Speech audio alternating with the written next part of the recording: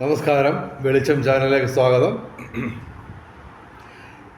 Caesarean ചെയ്യുമ്പോൾ മുഹൂർത്തം നോക്കി ചെയ്യുക. നല്ല ജാതകത്തോടെ കുട്ടി ജനിക്കും. ഓക്കെ, സാധാരണ പ്രസവമാണെങ്കിൽ നമുക്കൊന്നും ചെയ്യാവുന്നില്ല. ഇപ്പോൾ ഉദാഹരണത്തിന് കോഴിക്കോട്ടുള്ളൊരു മുസ്ലിം യുവാവ് ഞാനുമായിട്ട് ബന്ധപ്പെട്ടു. അയാൾ വേറെ ഒരു വർഷത്തിന് മുമ്പാണ്. അപ്പോൾ അദ്ദേഹത്തിൻ്റെ ഭാര്യയുടെ പ്രസവം സിസേറിയന് വേണ്ടി വരും എന്ന് ഡോക്ടർ പറഞ്ഞു. അപ്പോൾ ഒരു നല്ല മുഹൂർത്തം നോക്കി പറയാൻ പറഞ്ഞു. ഞാൻ പറഞ്ഞു കൊടുത്തു. അദ്ദേഹം എന്തോ ഒരു ദക്ഷിണയൊക്കെ അയച്ചു തന്നു. ഓക്കെ, അപ്പോൾ സംഭവം ഈ കുട്ടി ജനിച്ചു. അതായത് ഞാൻ പറഞ്ഞു കൊടുത്ത സമയത്ത് സിസേറിയൻ ചെയ്ത് നല്ല സമയത്തോട് നല്ല ഗ്രഹനില, നല്ല ലഗ്നം, ഓക്കെ, ലഗ്നഫലവും രാശിഫലവും നല്ല എല്ലാ കൊള്ളാവുന്ന രീതിയിൽ ഞാനത് കുറിച്ച് കൊടുത്തു. കുട്ടി ജനിച്ചു. ശേഷം മാസത്തിൽ ഏറ്റവും കുറഞ്ഞത് 1,00,000 രൂപയെങ്കിലും അയാൾക്ക് ലോട്ടറി അടിക്കുന്നുണ്ട് എല്ലാ മാസവും. അപ്പോൾ അതിനുശേഷം അയാൾ ലോട്ടറി എടുക്കാനും മുഹൂർത്തം വേണം പുള്ളിക്ക്. ഞാൻ കുറിച്ച് കൊടുത്തു. പുള്ളി എന്ന് പറഞ്ഞാൽ മോശമല്ലാത്ത രീതിയിൽ ലോട്ടറി എടുക്കുന്ന ആളാണ്. 30,000 രൂപയൊക്കെ ഒരു മാസം ലോട്ടറി എടുക്കുന്ന ആളാണ്. ഏകദേശം ഓരോ മാസവും ഏകദേശം 1,00,000 വരെയുള്ള തുകകളായൊക്കെ കിട്ടിക്കൊണ്ടിരിക്കുകയാണ്. എനിക്ക് കൃത്യമായിട്ട് ദക്ഷിണ അയച്ചു തരുന്നുണ്ട്. അയാൾ പറയുന്നത്, ഞാൻ പറയുന്നത് അദ്ദേഹം കണ്ണുമടച്ച് വിശ്വസിക്കുകയാണ്. കാര്യം അതെല്ലാം കൃത്യമായിട്ട് അദ്ദേഹത്തിന് സാമ്പത്തിക നേട്ടവും കുടുംബ സമാധാനവും നല്ല രീതിയിൽ കാര്യങ്ങളൊക്കെ നടന്നു പോയാണ്. അപ്പോൾ സിസേറിയനാണോ ഡോക്ടർ പറഞ്ഞേക്കുന്നത്? ഓക്കെ, ഇപ്പോൾ ബോധപൂർവം നമ്മൾ സിസേറിയൻ നടത്തുന്ന രീതി പലയിടത്തും ഉണ്ട്. രഹസ്യമായിട്ട് അതൊക്കെ ആൾക്കാർ ചെയ്യുന്നുണ്ട്. അതായത് വേദനയില്ലാതെ പ്രസവിക്കാൻ. അപ്പോൾ അനസ്തേഷ്യ കൊടുത്തിട്ടാണ് ഈ സിസേറിയനൊക്കെ ചെയ്യുന്നത്. അപ്പോൾ വേദനയില്ലാതെ ഈ രഹസ്യമായിട്ടുള്ള ഒരു കാര്യമാണ് പറയുന്നത്.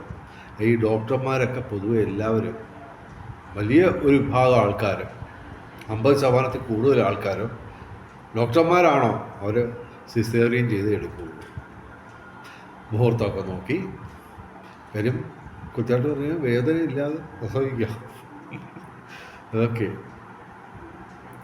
അപ്പോൾ അതിൻ്റെ ടെക്നിക്കൽ കാര്യങ്ങളിലൊക്കെ ഞാൻ കടക്കുന്നില്ല. എന്തായാലും സംഭവം ഇത് സിസേറിയൻ ആണെന്ന് ഉറപ്പാണെങ്കിൽ അത് നമ്മൾ മുഹൂർത്തം നോക്കി തന്നെ ചെയ്യണമെന്നാണ് ഞാൻ പറയുന്നത്. അത് പറയാനുള്ള സ്വാതന്ത്ര്യം എനിക്കുണ്ടെന്നാണ് എൻ്റെ വിശ്വാസം. അപ്പോൾ വാട്സാപ്പിൽ ബന്ധപ്പെടുക. ഇങ്ങനെയൊക്കെ ഉള്ളവർ അറിയണമെങ്കിൽ എൻ്റെ വാട്സാപ്പ് നമ്പർ 9847291363. ഓക്കെ, ഇത് മാത്രമല്ല, കുഞ്ഞുങ്ങൾക്കും മനുഷ്യർക്കും മാത്രമല്ല ജാതകമുള്ളത്. വാഹനങ്ങൾക്കുണ്ട്, മൃഗങ്ങൾക്കുണ്ട്, എന്തിന് ഈ മൊബൈലിന് പോലും ഉണ്ട്. ഓക്കെ, അപ്പോൾ അതൊക്കെ നമുക്ക് ക്രിയേറ്റ് ചെയ്യാവുന്നതാണ്. ഇപ്പോൾ കഴിഞ്ഞ ദിവസം ഞാനൊരു കാർ എടുത്തു. ഓക്കെ, നേരത്തെ കാറുണ്ട്, അത് കൂടാതെ മറ്റൊരെണ്ണം കൂടെ എടുത്തു. അപ്പോൾ അത് കൃത്യമായിട്ട് സമയമൊക്കെ നോക്കിയാണ് നമ്മൾ എടുത്തത്. അപ്പോൾ അതുപോലെ അതായത് കാറിൻ്റെ കീ വാങ്ങിച്ച് സ്റ്റാർട്ട് ചെയ്യുന്ന ആ സമയം, ഇതിനൊക്കെ തീർച്ചയായിട്ടും എതിർവാദങ്ങളൊക്കെ ഉണ്ടാവും. അതുണ്ടാവുമല്ലോ. ഇപ്പോൾ അമ്മയെ തല്ലിയാലും 2 പക്ഷമുണ്ട്. അപ്പോൾ ഇത് പ്രായോഗികമായിട്ടുള്ള എൻ്റെ നിർദ്ദേശമാണ്. സൗകര്യമുള്ളവർ അംഗീകരിച്ചാൽ മതി, നിർബന്ധമൊന്നുമില്ല. അല്ലെങ്കിൽ വേണ്ടെന്ന് വെക്കുക, അത്രയേ ഉള്ളൂ. അതിനെക്കുറിച്ച് കൂടുതൽ ചർച്ചകൾക്കൊന്നും ഞാനില്ല. ഞാൻ എൻ്റെ വിശ്വാസം പറയുന്നു. ഞാൻ പലർക്കും ഇതൊക്കെ മുഹൂർത്തം നോക്കി കൊടുക്കാറുണ്ട്. അപ്പോൾ കാർ എടുക്കുമ്പോൾ, ഇപ്പോൾ കഴിഞ്ഞ തിങ്കളാഴ്ചയാണ് കാറ് ഷോറൂമിൽ വന്നത്. 11 ലക്ഷത്തിൻ്റെ കാറാണ്. അപ്പോൾ അത് എൻ്റെ മകനാണ് ബുക്ക് ചെയ്ത്. എൻ്റെയും ഒരു സാമ്പത്തിക സഹായം അതിനകത്തുണ്ടായിരുന്നു. എൻ്റെ ഭാര്യയുടെ അയാളുടെ ഭാര്യയുടെയൊക്കെ കാശെല്ലാം കൂടെ ചേർത്താണ് അത് വാങ്ങിച്ചേക്കുന്നത്. അപ്പോൾ അത് മോനെ ഉദ്ദേശിച്ചാണ് പ്രധാനമായിട്ടും വാങ്ങിച്ചത്. അദ്ദേഹത്തിൻ്റെ പേരിലാണ് എടുത്തത്.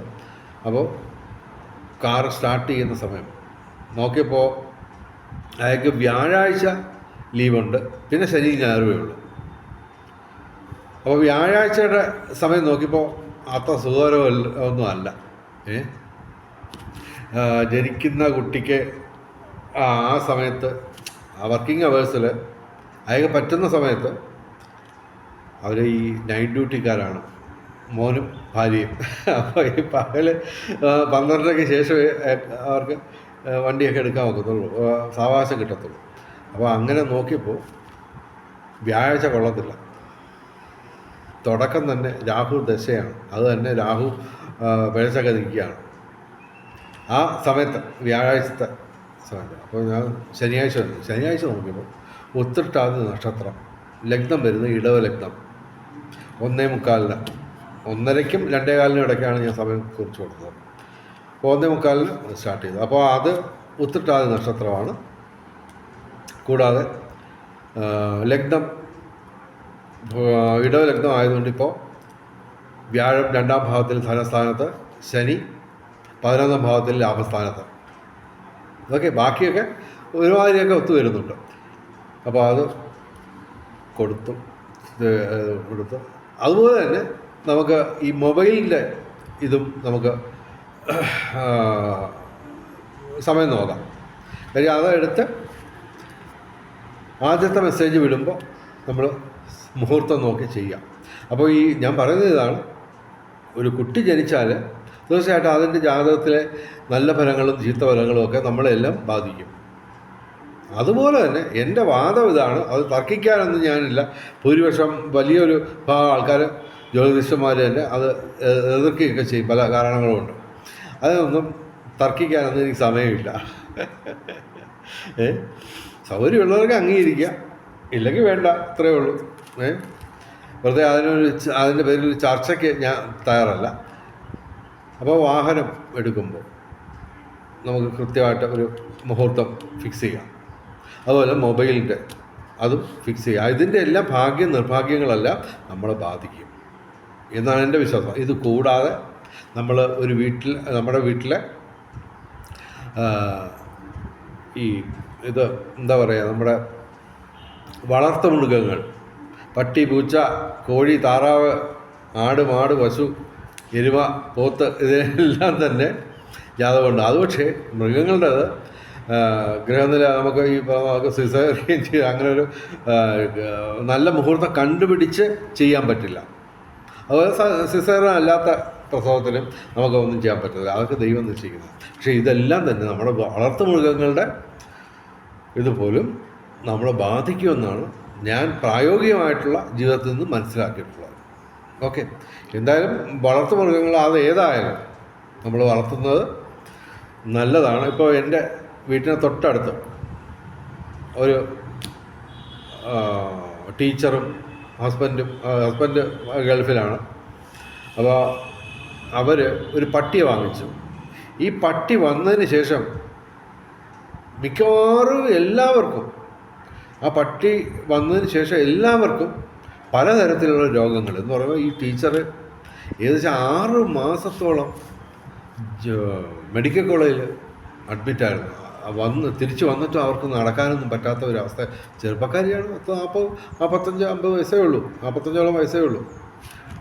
അതുപോലെ ഹസ്ബൻഡ് ആ റേഞ്ചിലുള്ള പ്രായമുള്ളവരാണ്. ഇവർക്കൊക്കെ തന്നെ മാറിയും തിരിഞ്ഞുമൊക്കെ അസുഖങ്ങൾ വരികയാണ്.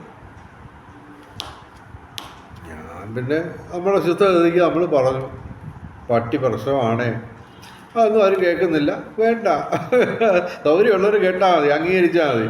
എന്തായാലും അവർക്ക് ആ കുടുംബത്തിന് തന്നെ രോഗങ്ങളൊഴിഞ്ഞ് സമയമില്ല. നമുക്ക് പറയാനല്ലേ പറ്റും. എന്തായാലും ഞാൻ ഇത് പറയുന്നു, ഒരു വിവാദ വിഷയമാക്കി ചർച്ച ചെയ്യാനൊന്നും എനിക്ക് സമയമില്ല.